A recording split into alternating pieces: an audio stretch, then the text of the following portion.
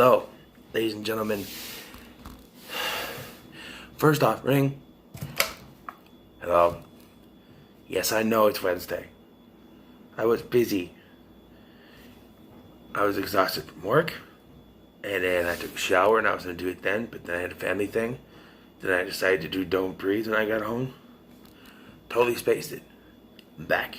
Doing it now. It's coming out on a Wednesday instead of a Tuesday this week. But that's okay.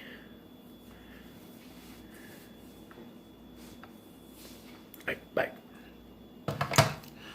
Yes, you heard right. Totally spaced it yesterday. I'm sorry. I know this is a Wednesday, not a Tuesday, but it's still called Top 5 Tuesdays. And we're doing Top 5 favorite Robin Williams movies. I have the 5 over here, but I do have 3 honorable mentions to talk about. First is Patch Adams. I didn't include it on the list. I really like this movie, but I didn't include it because there's others that I like more. But it is a really good movie. I know that the real Patch Adams, Hunter Adams, whatever his name is, has come out and bashed this movie. But as with biopics like this and Bohemian Rhapsody, they take liberties. Balto as well. They take liberties. And they're always going to take liberties to make it more enjoyable. And yes, they added the love interest, who's not really supposed to be the love interest, is actually a guy. But, you know, movies without a love interest is just kind of weird sometimes. And then we have Good Morning Vietnam. Now,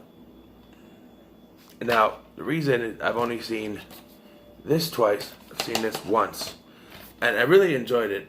Laughed my ass off because it's Robin Williams, but I really enjoyed this movie. Robin Williams plays a DJ in Vietnam during the Vietnam War, and he is constantly pushing the boundaries of what he can say and constantly ignoring his commanding officer, which causes problems. And other stuff happens. I'm not going to spoil the movie, but it's a very good movie. And last, certainly not least, we have Popeye. Fun fact, this is actually a Disney movie. Look on the back. It was actually produced by the Walt Disney Company. It's right here, Paramount, 1980 by Paramount Pictures Corporation at Walt Disney Productions. All rights reserved right there. So it's actually technically a Disney movie, but I don't think I'll be covering it in Disney December. I have so much I want to do. So, yeah, I'll just put that there. It is a very good movie. I remember being confused when I first watched it because I watched it in the 90s, thinking it was a 90s movie, but it's not. But, yeah, still very enjoyable, I think. You know, this came out in 1980, the same year as The Shining, and Shelley Duvall, who plays Olive's Oil, was also in The Shining. So she had 2 movies come out. People might say The Shining is better, which I can't disagree on that. But still, this is a good, decent movie. Now we go to the top 5, and here are my top 5 favorite Robin Williams movies. And we have, and like I said, I'm not counting any animated ones that he did because, well, one, if I did, Aladdin would be number 1, and that's not fair to his live action performances. So I'm digging those out. So we'll start with number 5, Dead Poets Society. Oh, Captain, my Captain. I watched this more than once, like 3 times, I think, because I watched this on the DVD, and then like a couple of days later it was on the Flicks channel, you know, on cable. So I watched it then, and then I've watched it a couple times after that. Very good movie. Much like Good Morning Vietnam, instead of a DJ though, he's a teacher at this private school, an all-boys school, I believe too. And he has a different way of doing things, which the higher ups, to quote Nostalgia Critic, find most unorthodox, and they turn their nose at everything he does because he's trying to do a progressive new thing. He's trying to get carpe diem, seize the day, get them to do things. And when something happens with another child, with one of the kids, you know, he gets blamed for it, and it's, you know, I'm not gonna go the whole thing because I might actually review this one of these days. But very good movie. Next, we have the only movie which Robin Williams won the Academy Award for, and the reason it's so low is because I haven't watched these bottom two unless I have the other three, so that's why they're kind of low, but they're still very good. And that's Good Will Hunting. And some people might say, oh, it's David Robin Williams movie. He's a secondary character in it. Yes, he won Best Supporting Actor. But Robin Williams is still very much all over the movie. Whether he's a supporting character or not, he's a big push on why Matt Damon's character does what he does in the end. One of my favorite scenes actually doesn't have Robin Williams in it, but I gotta bring it up. It's the apple scene. When they're at the bar, they're talking to, you're talking to that guy with the ponytail or whatever, and he's talking to Minnie Driver. And like they're sort of fighting over her or whatever. And as he's leaving, he talks to her and he gets her number and stuff. And as he's leaving, he knocks on the window and he goes, "Do you like apples?" He goes like, "What?" Like, "Do you like apples?" "Yeah, I like apples." And he puts the number up against the window and goes, "Well, I got a number. How about them apples?" I love that scene. Just all around great acting from me, because up until here, what year is it? 97? Maybe not, but Matt Damon and Ben Affleck, they were like Kevin Smith guys, you know what I mean? And because they were in, Chasing Amy, which was 95, right? And then 96. Well, he had a small role in Chasing Amy. And Dogma, which came out about the same year, I think, actually.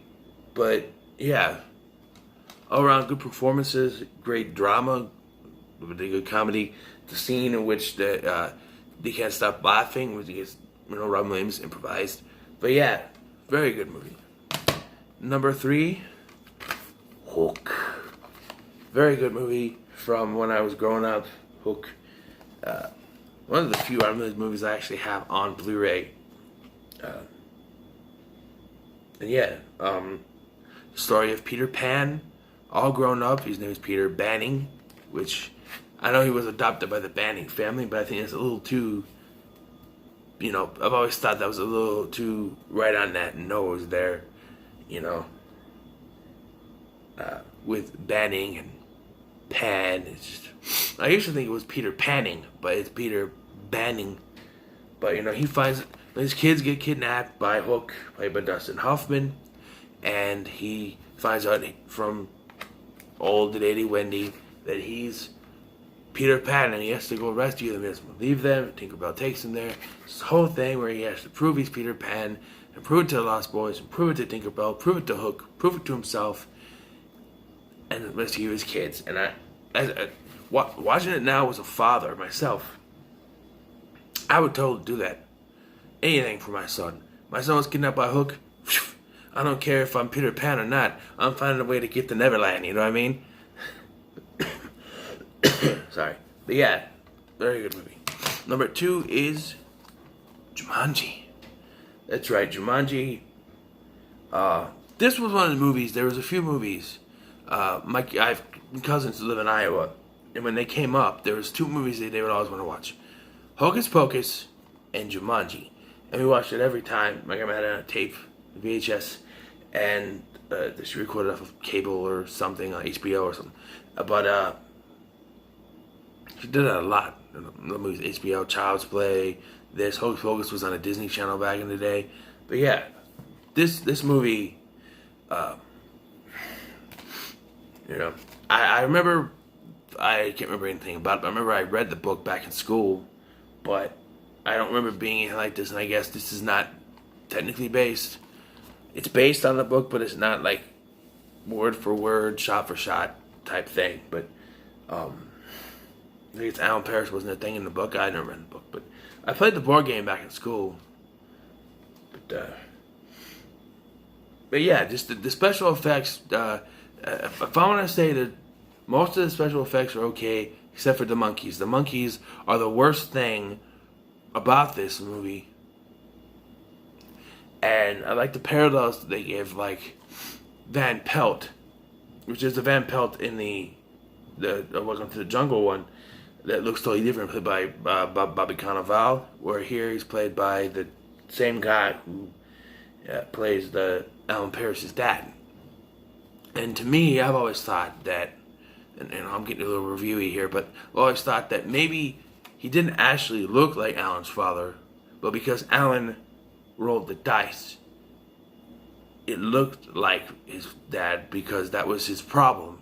He had problems with his dad. His dad didn't always agree on certain things, and maybe that's what it was. His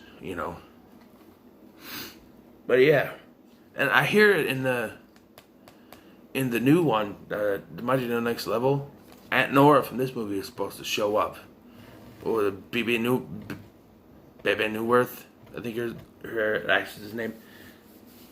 Wonder how that would work, because she wouldn't know anything about it, and she wouldn't even be, well, technically, if she lived in, I think the second one takes place in a different neighborhood. Like, so they had the Freak House, which, I don't know, but yeah, very good movie. Number one, if you process of elimination, all the movies that he's done, I grew up in the 90s. What bigger Robin Williams movie from the 90s would there be than Mrs. Doubtfire? That's right. I've always liked this one over all the others. Maybe I didn't know it till now, and I was going through. I was trying to find out about movies, and I'm like, I feel like I'm missing one. And it wasn't this. It was good. It was the Dead Poets Society. I had to look it up on my phone. I'm like, oh yeah, Dead Poets Society. Why isn't it in my pile? Because Popeye was in the pile, for God's sake. But yeah, I guess I should have put that stand-up stuff just to show you. Their stand-up was pretty good, but yeah, Mrs. Doubtfire, one of my favorite movies. Another one that we watched all the time growing up. But yeah, once again, as a father, I would do anything for my kids. If I just like an old English nanny, then so be it. Hello, I'm Eva Janaya Doubtfire, dear. I'm sure my son will figure out it's me though, unlike his kids. My son knows how I can do voices. He would figure out it was me right away. I'm just saying, he's smart that way. But yeah, this movie, especially now that I'm a father, it tugs at your heartstrings. Like, there's a certain, I'm not going to ruin it until I actually do a review for it, but there's a certain scene in a certain courtroom that always gets me, it gets me going. And especially now as a father, I mean, it got me going when I was younger. Saying, if I ever have kids, I'm never going to bend them and everything. And then now that I am actually a father, yeah, it gets me going. So there it is, number one. The top 5 favorite Robin Williams movies. So that's your top 5 Tuesday on a Wednesday this week. I'm sorry. But I'm challenging myself next week. I'm thinking about making it up to you guys and doing 2 next week, but I only think of one right now to do. It's going to be a little challenge. Top 5 favorite comic book movies. But here are the qualifications for that. Can't be no MCU movies allowed. No DCEU movies allowed. And